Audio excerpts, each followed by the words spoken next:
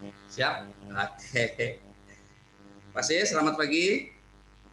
Selamat pagi, Pak Farid. Alhamdulillah, kesempatan ini kita bisa dipertemukan kembali meskipun melalui aplikasi Zoom. Kebetulan di SMK Negeri 4 dibuatkan satu studio mini memang persiapan camp kreatif SMK Indonesia 2020, Pak Sis. Dan Ya, kita akan mereview beberapa persiapan yang memang sudah disiapkan oleh kawan-kawan pengampu di seluruh tema, khususnya untuk Future Farmer. Nah, Future Farmer ini sendiri kan memang di salah satu penggagasnya adalah Bapak Suswoyo ya, Bapak sendiri. Artinya kami ingin mendengar langsung dari penggagas apa sih harapan dari para penggagas Future Farmer Indonesia ini, harapan kedepannya sehingga ini dimasukkan dalam camp kreatif. Mungkin itu bisa dijelaskan Pak Sis, monggo. terima kasih Pak Farid. Ya, memang selama ini kan saya berkecimpung di pendidikan kejuruan pertanian. Jadi setelah kita lihat bahwa animo masuk ke SMK pertanian kan semakin tahun peminatnya menurun. Nah, maka dari itu memang kita perlu menggagas bersama-sama dan tidak bisa bekerja sendiri. Ya. Dan pada saat saya pensiun dari Pempa-TK, terjun langsung lah ke dalam proses dunia pertanian itu dari sisi coba saya masuk ke padi. Kemudian di situ kita melihat memang tidak ada orang berpihak untuk ke teknologi pertanian. Ya bayangkan saja panen padi kita paling sampai jadi beras loss 50%. Karena pada saat panen pun mulai jam 3 pagi. Pakai sabit, pakai ini, perontok. Ya kita nggak tahu, bukan si udon sih, kabarnya kan mungkin ada yang disimpetin dan sebagainya.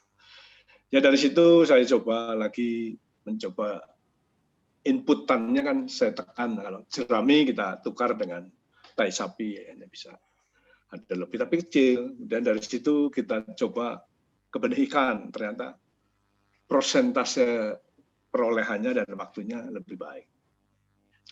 Nah dari situlah gagasan-gagasan untuk mencoba melihat pertanian masa depan memang perlu kita lihat. Kita perlu kolaborasi lah dengan orang-orang di teknologi yang lain untuk mencoba itu. Nah, dari situ otomatis kita perlu kawan banyak lah untuk mendorong pertanian itu ke depan itu lebih baik dan meyakinkan. Salah satu upaya saya ya itu tadi, kita coba di perikanan itu untuk masuk ke Internet of Things untuk itu. Kita coba di pembenihan, di itu dengan data yang jelas, kemudian prosesnya kita bisa pantau sehingga pengambilan keputusan akan cepat.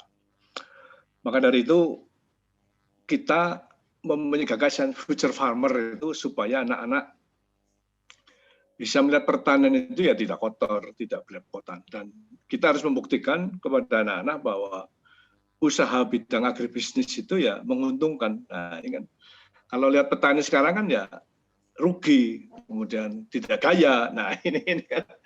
Nah, kita ingin mencoba membuktikan itu otomatis dengan melihat teknologi yang ada sekarang. Nah, ini saya kira mungkin.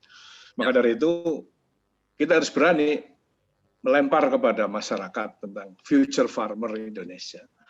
Masih banyak kelemahan, tapi saya kira nanti akan diperkaya oleh teman-teman lain di luar kita. Saya kira itu Pak Farid ya. Ya Pak. Memang di beberapa tema di Future Farmer itu tidak merata, hanya secara kumulatif jumlahnya juga lumayan banyak Pak. Sudah ratusan sekolah yang mendaftarkan diri di Future Farmer. Terus di Indonesia kan istilah Future Farmer ini baru digaungkan tahun 2020 ini Pak. Sebelumnya adalah pembelajaran pertanian yang berjalan apa adanya begitu.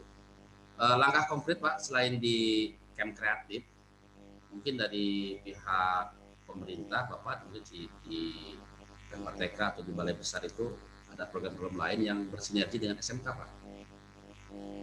Baik, Memang balai besar ini kan tadinya P4TK vokasi lah.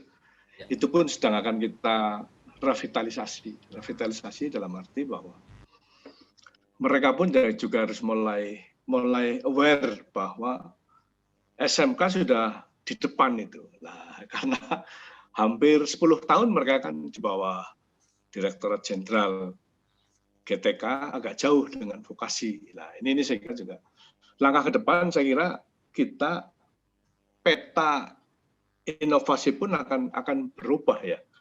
Otomatis pemangku kepentingan industri, kemudian kita bicara UKM, bicara itu kita punya masukan nantinya. Nah, otomatis ke depan saya kira 7 merdeka vokasi mungkin juga petanya akan kita lihat berubah.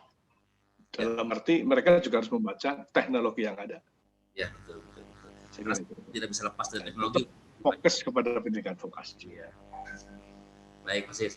Mungkin juga ada beberapa negara percontohan yang biasa kita adopsi baik di Asia Tenggara maupun di Eropa. Menurut Pak Siswoyo, untuk negara percontohan kita di Asia Tenggara itu selain Thailand, mungkin mana lagi Pak ya? Mungkin dia duluan, tapi kita kemudian akan menyusul seperti itu. Negara mana Pak yang? Ya, sebetulnya kalau kita lihat, kita jangan meremehkan Vietnam ya. Vietnam itu kelihatannya sekarang dia maju pesat. Nah itu, jadi sebetulnya kita ini satu sisi sebetulnya adalah tidak mau tekun. Banyak program dilempar ya, tapi tidak ada orang yang mengawal, orang yang sebagai mentor. Nah ini mungkin satu hal yang perlu ditingkatkan sehingga investasi pemerintah itu dikawal, tapi dia mentoring ya, mentoring kan memotivasi, terus clinical gitu. Kalau ada masalah kita seperti ini. Nah ini kadang-kadang dilepas gitu. Nah ya sudah.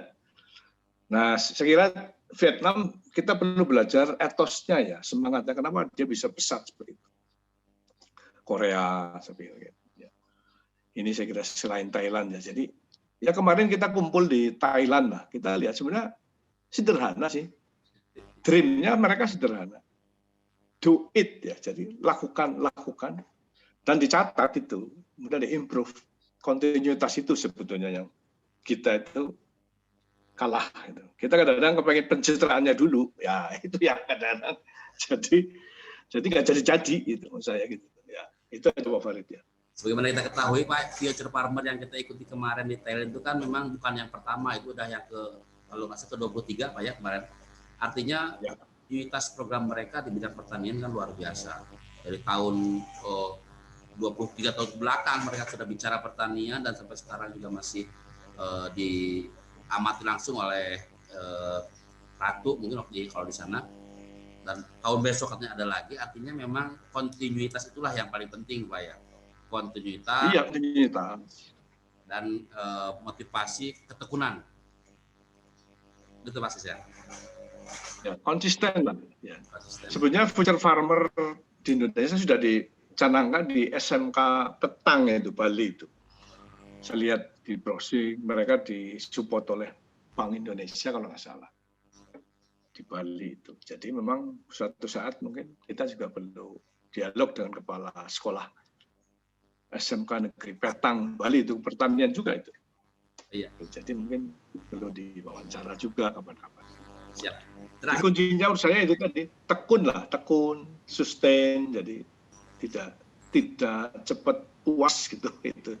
Ya kayak saya pensiun juga nggak puas-puas, ini ada ganjel, ya otaknya kan jalan terus. Gemes gitu. Terakhir Pak Sis, harapan Pak Siswoyo terhadap para pengampu, terutama yang Future Farmer, seperti apa sehingga para pengampu bisa mengeluarkan motivasi atau energi yang baru. Saya mohon Pak Sis berikan statement atau harapan Pak Sis terhadap para pengampu.